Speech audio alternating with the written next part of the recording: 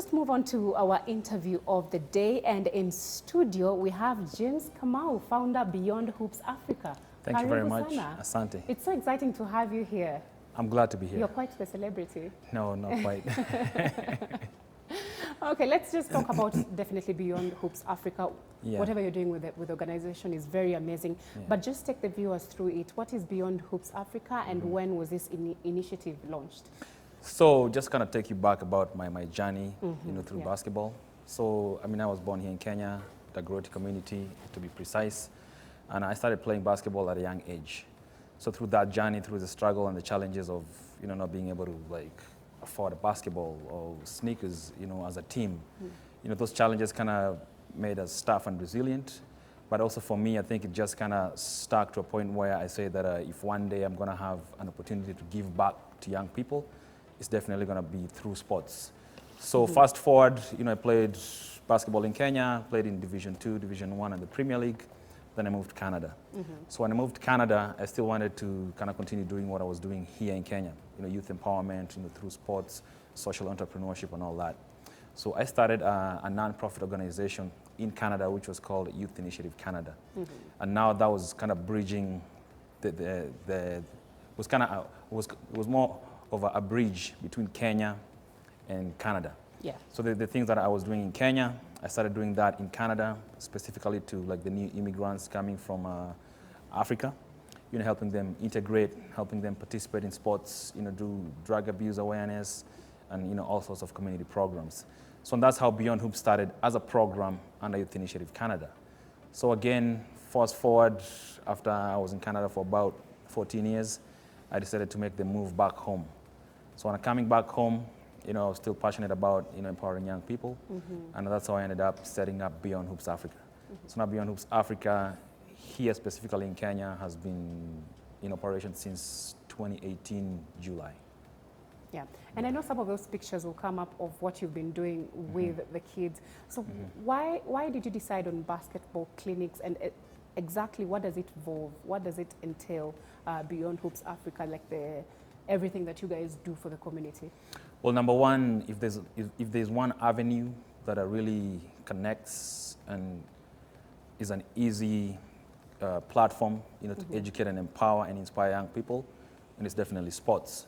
So through that and through me playing basketball and being able to be able to come back and give back, that's huge.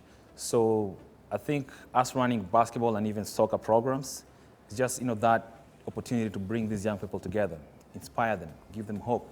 Some of them are coming from pretty rough neighborhoods. Yeah. They've given hope, but once you show them that, hey, if you take this basketball serious, and you take your education serious, this is literally a ticket to actually take you to higher heights. You can get a free college, university education. You can be able to change your life. You can be able to change your family's life. You can be able to come back to Africa, to Kenya, and be able to be a responsible citizen. And I think we've started doing that in a small way, but the bigger goal is actually to be able to build responsible citizens that are well educated, that they can pursue the sports career. Sports business right now is a huge, it's a big deal. So we just want to change lives, and it's fun to be part of that journey. Yeah. For those who want to know so much about the initiative, how can they reach out to you, and where are you based?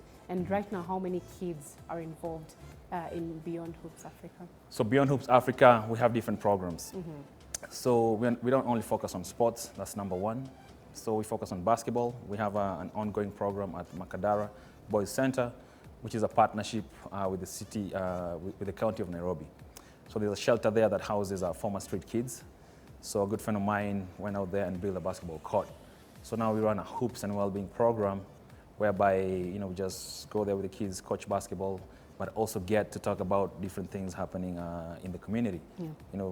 Introducing life skills, talking about HIV/AIDS, talking about drug abuse, talking about the key and the importance of them, taking academics seriously, and pursuing that path. The other program that we also run is that I've also partnered with a College Connect International, which is a student recruitment agency that is based out of Atlanta. And we brought them in Kenya for the first time in 2019. And we did what we call the Africa Showcase, Africa Soccer Showcase. So last year we had about 100 plus kids that came out with the showcase. And this is specifically for kids that have an interest in pursuing college or university education in US, and them now trying to get an opportunity to be able to do that through the student athletic scholarships. So right now I can say we've had about 7 kids that are placed from last year's showcase.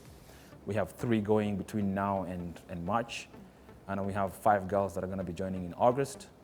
And now we just did another one last weekend where we had another 100 plus kids. And we have a good number of kids that are within the eligibility that we're looking for. You know, looking at the academic excellence, looking at the athletic ability. So it's an exciting journey, and yeah, I think it's going to change lives here. James, when you speak of this, this is amazing, but this is not even cheap to set up. This is not, whatever you're doing is not There's a cheap. cost. Yes, there's a cost behind everything, but it's amazing what you're doing for these kids. Yeah. So how do you get to raise funds to run these programs and to help these children? Well, there's a lot of partnerships involved. Number one, for the particular showcase that we did, well, College Connect was taking the lead as the guys based in Atlanta, and they've also actually appointed me as the East Africa director for looking at taking care of that talent pool. We also have Prodigy Sports, which is based here in Kenya. They're one of the main partners that we came together, to put this event together. So we didn't really get any funding from outside, so we asked for a small fee from the kids to be able to take care of a few things. Yeah. But again, we're getting calls like, hey, I live from this community, can't afford the 3,000. What do I do? We didn't turn any kid away because they could not afford. So out of the 100 plus, we had about 60 plus kids that could not afford to pay, that still came, they were part of it, went back home with a t-shirt, they were part of the bib, they were able to like hang out and interact with all the coaches. So, there's definitely a cost involved, and we're still doing more programs, and we are reaching out to potential partners, sponsors that see the value of what we're doing and would like to come and partner with us and, change more lives and have a bigger impact. Yeah. Speaking of coaches, I've also seen you actually bring professionals all the way from the foreign lands to come and teach these children. Yeah. Tell us how that process goes about. So that process is that there's great talent in Africa, like amazing talent. Some of the kids that are, for those coaches to make an investment to buy an air ticket to come here is because of what they've seen there. The few African kids that get a scholarship and they go to play there, they're very special. So all coaches are wondering where are these kids coming from. So for us, when we have that kind of showcase and say, hey, we've gone through our applications, we've looked at the academics, which is very important when it comes to the scholarship, industry, and we've also looked at the athletic ability. So when we tell them that we can bring the best crop, within that region, they listen. And some of these universities, we've had a working relationship with them in the past. Like this past weekend, we had Winthrop University, we had Virginia Tech, which is a top 17 program in the US, and a Truett McConnell. So we had 3 colleges universities that were represented. And now when the kids see that and see those guys looking out for them, it gives them some sort of push and adrenaline. And they dream towards achieving something. Yes. Let's also talk about definitely these children. As you said, with the initiative, you have to go step by step with them. It's not just about playing basketball. Take us through that, and what do you tell them to encourage them? Because I know when they see you, they think how far they can go from Kenya all the way to the States, and then you came back home to actually help the upcoming generation. Thanks. I'm actually going to give a story of my good friend who's Kenyan, Joe Diambo, grew up in Mathare. Then one day he attended a camp that was done by a former NBA player who was playing at the Lakers at the time. And what he told them is that if you are serious with this basketball, it will take you places, it will take you in the airplane, it will give you free education. And that really hit home with Joe because he had come from a humble family where like a dream to like study even college, even locally, was not even possible. So Joe was one of the basketball players at the time. He ended up getting a scholarship to go to Grand Canyon. So he went there, did his education, finished, graduated, degree, masters and everything. Then fast forward, Joe right now is one of the best, if not the best, freestyle basketball players. He has over 21 Guinness World Records. Wow. So when I invited him last year to come to our camp we had it under the theme of Dare to Dream. And when we were sitting up with these kids, and we have Joe, who was sitting where they're sitting 20 plus years ago, they relate with that. And now the ball is on their court. Mm-hmm. Now they realize that like hard work, discipline, being consistent will take you places. Yeah. And you've been part of the Java Warriors, and you know how you achieved so much with that team. Mm-hmm. What do you think of the basketball league, the country's basketball league at this specific point?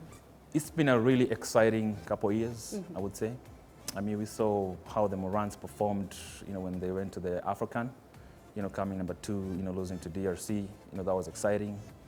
And just recently, when they were doing the qualifiers, they went against Sudan and won. Yeah. So I think right now we are in a very exciting atmosphere in terms of basketball development and where we're headed as a country. However, I think we still have room to grow mm-hmm. when it comes to the youth development. Because what a lot of countries are doing is that they have a conduit or feeder program. So they have like the U12, U14, U16, U18 team. So they're sorted out. Yeah, so they're sorted out. So like by the time, we have these guys, graduating and coming out of that league, we have the U18s that are ready to come and step up and fly the flag. But I can say we're moving in the right direction. We just need more entities, more synergies geared towards making it better. Yeah. So with Beyond the Hoops, what is your next step? Because I know you have this a million crazy ideas. What is your next step at this moment? I mean, just going by this year, so we finished that showcase. Mm-hmm. So the next step with that is that we're going to take a team to a US tour in July out of the kids that were selected. And what those US tours do, or what they're like, is that, so for like an event that we had here for the last 2 days, they get to do the same thing for 10 days. But now the difference is that they will be in the eyes of 100 plus university coaches that have come there shopping. Mm-hmm. And I can humbly say for the last showcases that we've done, the tours, we have 100% placement. All the kids that go to the showcase, they all end up in one school or another. Wow.